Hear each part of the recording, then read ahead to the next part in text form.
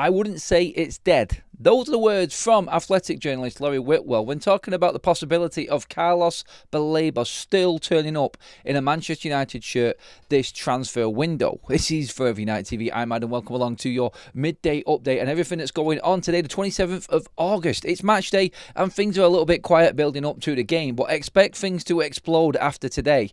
And there is stories going around that Manchester United could still be active in this transfer market, not just in the outgoings like we've spoken about through all the live shows recently, but in the incoming side of things as well. That one midfielder, everybody's talking about it. Are United going to take that dive? Are they going to bring somebody else in? Are we actively looking, like some reports have said, for a replacement for Bruno Fernandes?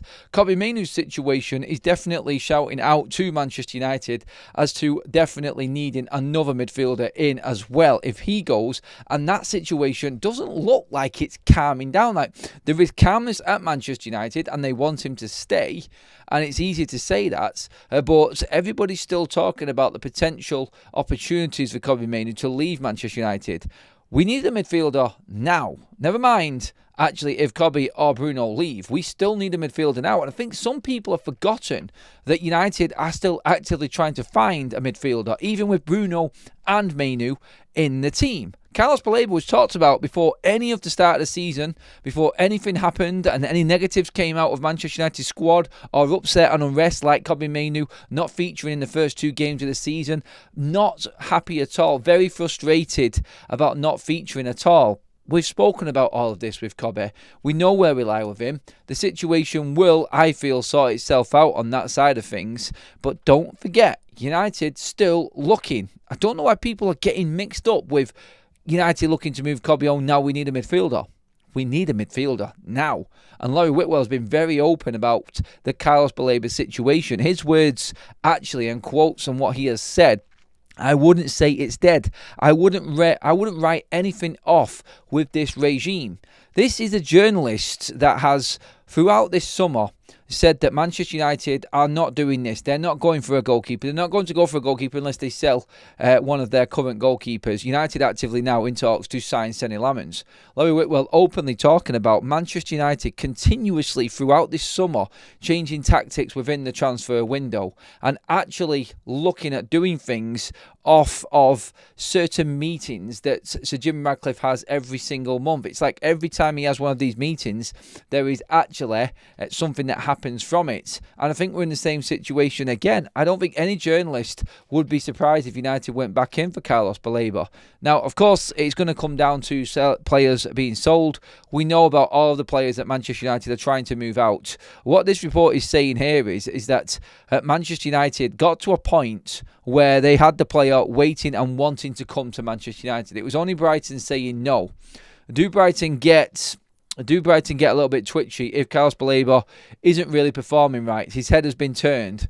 United could go easily back in for Carlos Baleba in January and bring him into the football club. That's coming. Or do Brighton get ahead of this now and actually accept the bid that's coming in from Manchester United?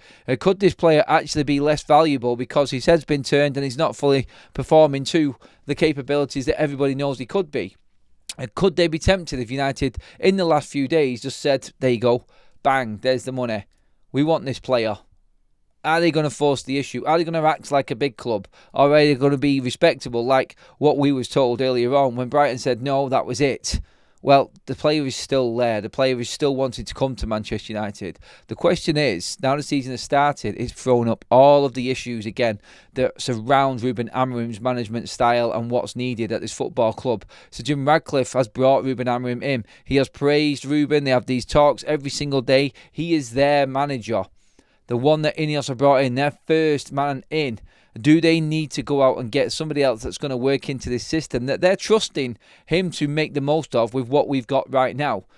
2 games into the season and there is unrest in the squad, which was apparently harmonious and is the best environment that Manchester United has ever had since in the last 10 years. Yeah, I can see that. I can see how it happens, but nothing really counts until the football is being played, and you will always get problems as soon as the season starts. There is going to be fallout, there is going to be discrepancy, there's going to be situations where players are not fully on board, are not happy, are not believing in Ruben Amorim. He has got 7 wins in his first, how many games? 37 games as Manchester United manager. It's not good enough for a Manchester United manager. And then you're also in a situation here where they know there's a player that wants to come to United that will transform the way that Ruben Amorim's system works. It's bringing in the best in class to work with the man that they are trusting in. Remember, and this is why I wanted to make this video, because I still don't believe that this will happen. I just want to make that clear now. But I want to gauge your thoughts on this, because things happen and have happened throughout this window. And the biggest thing to happen in this window is the start of the season. And United realise that, you know what, actually, there is no midfielder there that Ruben's going to use. There's no one to play alongside Bruno Fernandes if we're going to keep him. We've still got to decide whether Bruno Fernandes goes. We don't know what's happening with Kobbie Mainoo. And we still need a midfielder on top of that. Let's forget. That's why I said at the top of this video, don't forget United are still looking on top of Mainoo and Bruno for a midfielder. So, what's Bruno thinking? What's Mainoo thinking right now? If Mainoo knows that United are going for a midfielder, does that mean he bolts anyway because there's no chance that he's going to get into this side?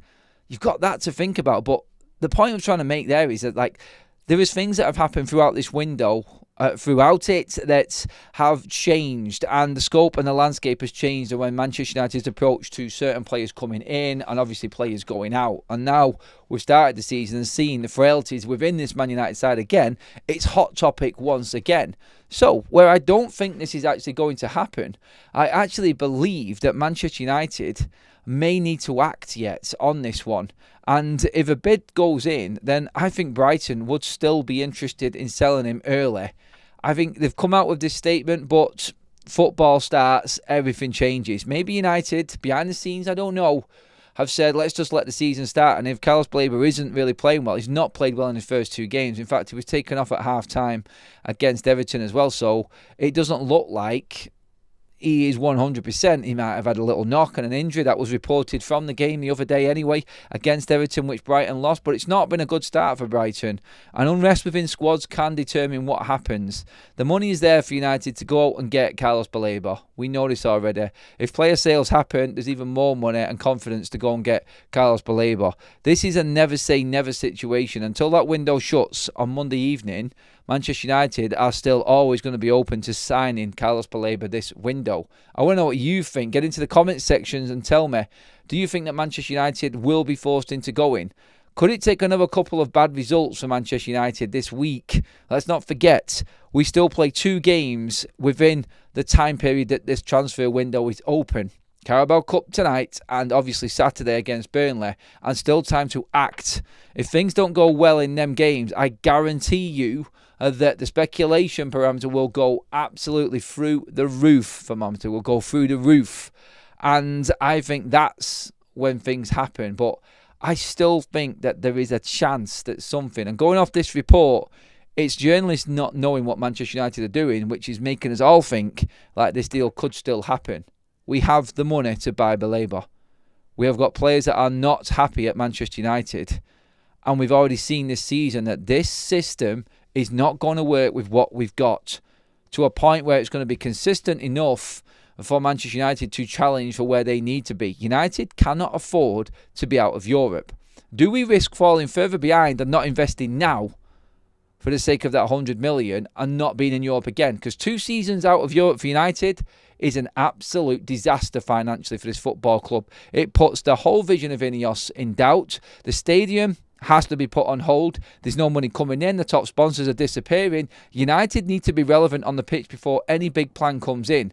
And don't forget, out of all of this manager, Ruben Amorim, is Ineos' first at the club. They want him to succeed. If they're going to back him, and remember, they changed their whole philosophy because of what happened in the interview, interviewing Ruben Amorim. That conversation, I remember it. So Jim Radcliffe said that they had this plan and a style of football that they wanted to play and they were going to bring a manager in. They changed that because of what Ruben said in his interview. So if they're going to make sure that he is going to work at United, they're going to have to invest even more. And I think this is what journalists are actually thinking right now, that this could still be a possibility and United could still go into the market and bring in a Carlos Baleba. I don't think they want anybody else. There is no other stories. I would not be surprised if we hear more in the next 5 days on Carlos Baleba. I am not surprised. I wouldn't be surprised if we didn't sign him. I know that as well. But there is too much going on. Something has to give at some point here, and Ineos have to make a massive, massive decision on what's going to happen. Because if United end up going into this international break off the back of another couple of poor results with City and Chelsea coming up, their top man is in trouble. And everybody's knives are going to be out for Ruben Amorim. There is some big, big games. Are they going to take the plunge and go and get a player that they know would work anyway, even if Ruben wasn't there? That's how good Carlos Baleba is. Get into the comments. Let me know what you think. It's a tough one to decide, but this could still happen. And that's from Laurie Whitwell. Never say never on Carlos Baleba. Get into the comment section. Let me know what you think, everybody. Thanks for watching this video. That is you updated on the 27th of August, midday now. There could be more updates coming, so stay tuned. Make sure you hit that subscribe button up on your screen right now, and I'll see you all later on for the game.